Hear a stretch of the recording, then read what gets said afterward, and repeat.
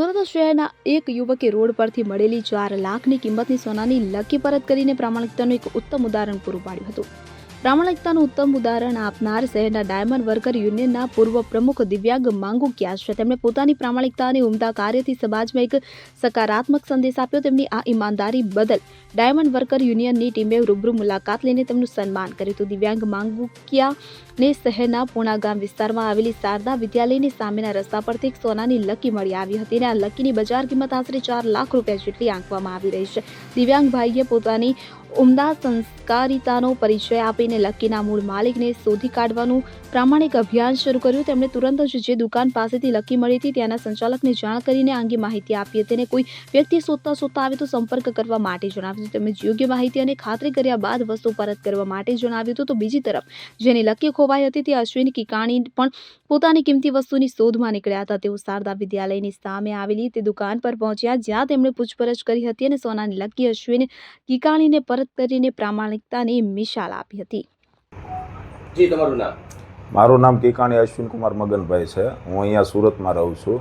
મારો એક દાગીનો છે તે 9 ઓક્ટોબરે ખોવાણેલો હતો, જે પૂણા ગામ વિસ્તારની આજુબાજુના વિસ્તારમાં ખોવાણેલો હતો. જે મને આશા પણ ન હતી કે રોડે વસ્તુ ખોવાણી હોય અને પાછી મને મળશે, જે સોનાની એક લકી હતી.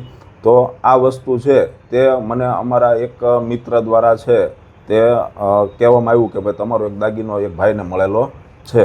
તો તે ભાઈ છે તે દિવ્યાંગભાઈ માંગુકિયા કરીને છે, જે શ્રી ગણેશ હોટફિક્સ ચલાવે છે અને તેમના દ્વારા અમને સુપ્રત કરવામાં આવ્યો. હમણાં જ એક તાજેતરમાં રાજસ્થાનની ઘટના બનેલી છે, જે ઘટનામાં સમજો કે ચાંદીના દાગીના માટે થઈને કોઈ સ્ત્રીના પગ કાપીને પણ તે લઈ લેવામાં આવે છે, જૂઠું લેવામાં આવે છે. જ્યારે અત્યારે આ સમયમાં સોનાના આટલા બધા ભાવ હોવા છતાં મારી વસ્તુ મને પાછી મળી. મને આશા પણ ન હતી કે આ વસ્તુ કઈ રીતે પાછી મળી શકે. કોઈ વ્યક્તિને રોડેથી મળી હોય તો તેના મૂળ માલિક સુધી કઈ રીતે પહોંચી શકે. તેવા નિરાશાજનક વાતાવરણમાં પણ મને એક આશાનું કિરણ એટલે દિવ્યાંગભાઈ માંગુકિયાએ એક ઉત્તમ ઉદાહરણ પૂરું પાડ્યું છે કે જે પ્રામાણિકતાથી માણસ છે એ એકબીજાનું કાર્ય કરી શકે છે અને સમાજમાં એક ઉત્તમ ઉદાહરણ પણ પૂરું પાડી શકે છે. જી, તમારું નામ? મારું નામ માંગુકિયા દિવ્યાંગ ભરતભાઈ, ગામ મારું પશ્ય ગામ. મને થોડા દિવસ પહેલાં પૂણા ગામ તળાવ આપણે ક્રિષ્ના ઇન્ડસ્ટ્રીઝ છે ત્યાં અમે અમારા નવા યુનિટ માટે નવા મશીનની સામગ્રી લઈને જતા હતા. તો રસ્તામાંથી અમને સિલિકા દુકાન ઝુકસીન છે એની પાસેથી થોડીક આગળથી અમને એક સોનાનો દાગીનો મળેલો, જે લકી એ અમને તેથી મળી હતી.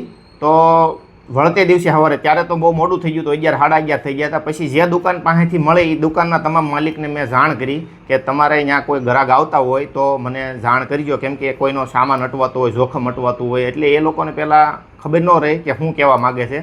એટલે પછી બીજી દુકાન જે સિલિકા છે એ ભાઈને ત્યાં એમના ભાગીદાર છે અશ્વિનભાઈ કિકાણી કરીને, તો એમને સોનાની લકી ખોવાણી હતી. એટલે એણે મને સામેથી કીધું કે અમારે એક મિત્ર છે એનો ક્યાંક સામાન અટવાય છે. મેં શું અટવાય છે? ક્યાંક સોનાની લકી અટવાય છે. એટલે મેં એને એમ કીધું કાંઈ વાંધો નહીં, મેં એને ફોન કરીને કહી દો મેં તમારો સામાન જોખમ તમને મળી ગયું છે એમ. એટલે તરત જ એમણે અશ્વિનભાઈને ફોન કરીને કીધું કે ભાઈ તમને તમારી લકી જે ખોવાણી હતી કાલના ગોતો છો એ તમને પાછી મળી ગઈ છે. અમારી ત્યાં અમારા દુકાન જે છે શ્રી ગણેશ હોટફિક્સ મારું કામ છે. એટલે એ ભાઈ આવ્યા છે ને સામેથી કીધું છે. તો મારું કહેવાનું એમ છે કે આપણને જે 4 લાખ રૂપિયાની વસ્તુ મળે છે એ 4 લાખ રૂપિયા આમ ગણવા જાવ તો 30,000 લેખે કારીગર હોય ને આખા વર્ષનો પગાર થાય.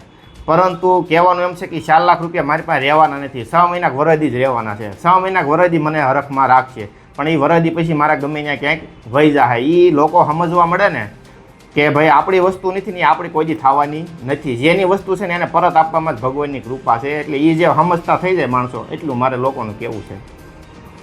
નરેશ સિમરન સાથે CN24 ન્યૂઝ સુરત. હવે જુઓ દેશ દુનિયાની તમામ ખબરો તમારી આંગળીના ટેરવે.